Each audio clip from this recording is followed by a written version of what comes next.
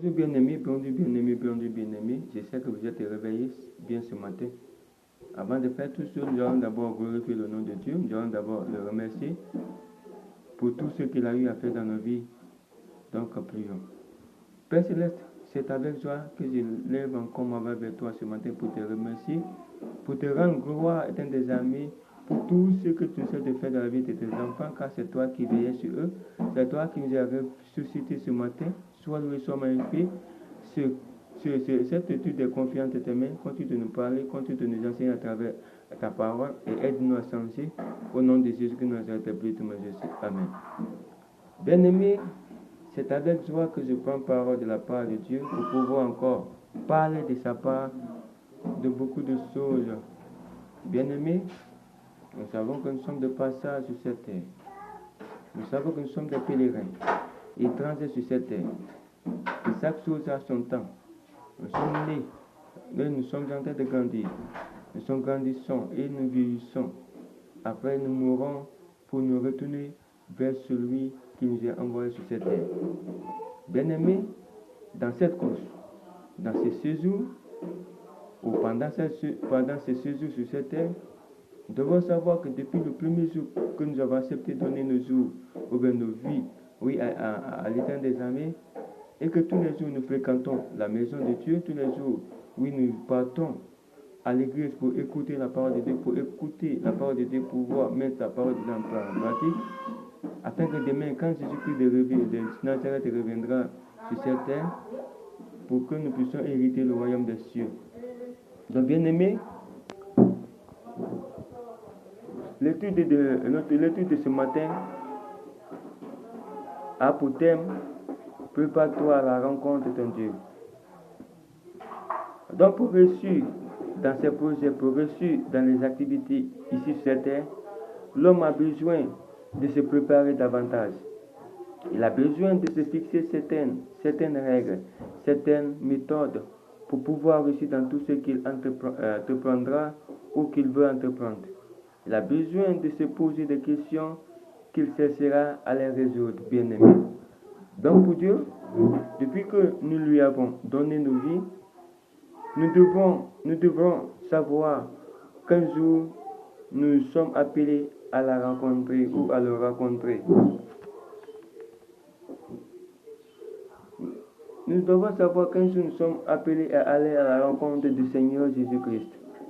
Il nous a promis qu'il reviendra nous chercher dès après avoir préparé une place pour chacun de nous au ciel sur son Père. Même avant d'aller rencontrer le président de la République, tu as besoin de te préparer car tu n'iras pas à sa présence mal habillé, mal coiffé. Tu dois être présentable afin d'être bien accueilli quand il te verra. Si pour les hommes, nous faisons tout pour paraître bons, en plus forte raison, avec Dieu, pour Dieu, avant de comparaître devant lui, tu dois d'abord accepter son Fils unique, Jésus, comme ton Seigneur et Sauveur. Tu dois vivre la vie de sainteté, car il est lui-même saint. Tu dois abandonner le péché qui te domine en lui demandant de l'aide, de l'aider dans le jeûne et prière. Bien-aimé, quel péché te domines-tu? Quelle situation traverses-tu qui ne plaît pas à Dieu ou qui ne glorifie pas le nom de Dieu? Alors Dieu te demande d'examiner ta vie, d'abandonner sincèrement tes péchés et de vivre dans la sanctification. Ainsi, tu pourras le rencontrer. Il t'aime et il veut te voir demain être sauvé pour aller au ciel dans sa gloire. Veille toujours sur ta vie. Développe une vie de prière et de jeûne, mon frère, ma soeur. N'attends pas que l'Église organise des programmes. Tu peux toi-même, à la maison, chez toi, en faire autant, car Dieu est avec toi. Tu dois aussi lire ou méditer la parole de Dieu. Ne cesse pas de fréquenter les assemblées de Dieu. Tu as besoin de grandir spirituellement, bien-aimé. Ce que je voudrais que tu comprennes par là est que la vie chrétienne est un combat de tous les jours. Sur les violents pourront remporter la victoire. Donc, bien aimé, nous allons prendre le livre d'Exode 19, verset 10. Je lis, et l'Éternel dit à Moïse, va vers le peuple, sanctifie-les aujourd'hui et demain, qu'ils lavent leurs vêtements.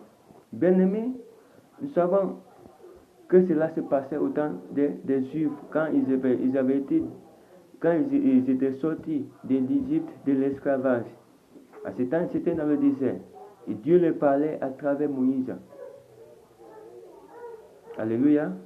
Donc de nos jours, les Moïse ne sont plus. Les Israélites ne sont plus à ce temps. Donc qu'est-ce que la parole de Dieu voudrait nous dire par là? Et pourquoi Dieu leur demandait-il de laver leurs vêtements, de se sanctifier et de se sanctifier afin d'aller à sa rencontre? Parce que leurs vêtements étaient sales. Ils devaient se sanctifier de leurs mauvaises actions, de leur comportement, en un mot de péché. Chose d'ailleurs que Dieu déteste et qu'il n'aime pas, car il a dit qu'il hait le péché, mais qu'il aime le pécheur, que le pécheur se repent sincèrement, il est fidèle et juste pour le pardonner. De nos jours, de quels vêtements Dieu veut réellement nous parler? Et oui, c'est vrai qu'il faut être présentable devant lui au jour du culte. Tu ne vas pas t'habiller en haillon pour aller devant Dieu au culte, car il est plus que le président de la République. Il mérite d'être respecté, il mérite d'être honoré, il mérite d'être glorifié dans nos actions de faire. Donc, dans ce contexte, Dieu veut nous parler de nos habits, de nos robes blanches, parce que Dieu a dit nous serons comme des anges. Ça veut dire nous serons habillés comme eux, nous serons dans la sainteté. Ce corps qui nous revêt, le corps que nous revêtons doit pourrir. Donc l'habit que nous allons porter, c'est de ça il s'agit. Donc tu dois nuit et jour laver ces vêtements, laver cette robe. Oui, dans le sang de Jésus-Christ de Nazareth. Tu dois tout faire pour maintenir cette robe, pour maintenir cet habit toujours blanc, propre devant l'Éternel des armées. C'est cet habit que tu portes spirituellement. Et nous savons que la tasse, la boue qui peut salir cet habit ou bien cette robe blanche, c'est le péché. Donc c'est pourquoi nous toujours tu dois demander pardon à Dieu. Tu dois confesser tes péchés sincèrement, de tout ton cœur, tout en lui demandant de te laver par le sang de son Fils Jésus-Christ de Nazareth bien-aimé. Oui, tu dois te rependre, oui, sincèrement. Tu dois demander pardon de tout ton cœur. Tu dois dominer le péché qui te domine. Tu dois dominer le monde. Tu ne dois pas faire comme le monde le fait. Oui, tu ne dois pas te comporter comme le monde se comporte.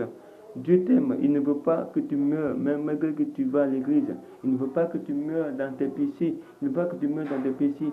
Car le diable, comme je l'ai dit depuis le début de mon enseignement, que le diable est venu sur cette terre pour pouvoir t'envoyer au ciel, pour pouvoir t'envoyer en enfer.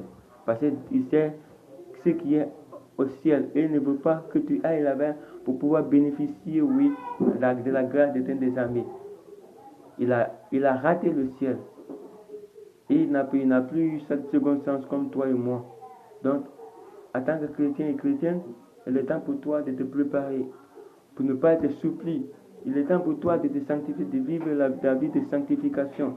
Pour ne pas que demain tu sois soupli et que tu puisses te retrouver en enfer sur le diable, que tu as passé tout ton temps à le condamner, que tu as passé tout le temps à le chasser, en disant tu es vaincu au nom de Jésus, tu es consumé par le feu du Saint-Esprit. Au nom de Jésus, prie bagage et va et libère ma vie, libère ma famille, libère mes activités, libère, oui, tout ce que je fais. Si par malheur tu te retrouvais sur ce même Dieu, sur ce même diable, sur ce même Satan, tu sais ce qu'il te fera. Tu as été un blocage pour lui sur cette terre. Tu l'as empêché dans ce qu'il faisait et que tu te retrouves dans son royaume, mon frère, ma soeur. Il te persécutera. Il te persécutera parce que il sera tellement énervé contre toi. Donc pour ne pas que tu ailles chez lui, pour ne pas que tel sera ton cœur, donc il est temps de tout faire, en te préparant pour que demain au son de la trompette, tu puisses connaître la première résurrection. Tu puisses, oui, régner pendant 1000 ans avec le Seigneur Jésus-Christ.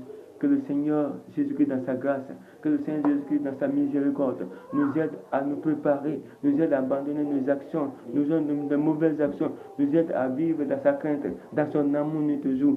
Au nom de Jésus-Christ de Nazareth, que le Seigneur Jésus-Christ dans son amour vous aide à accepter son nom comme son nom et le suivre tous les jours de votre vie.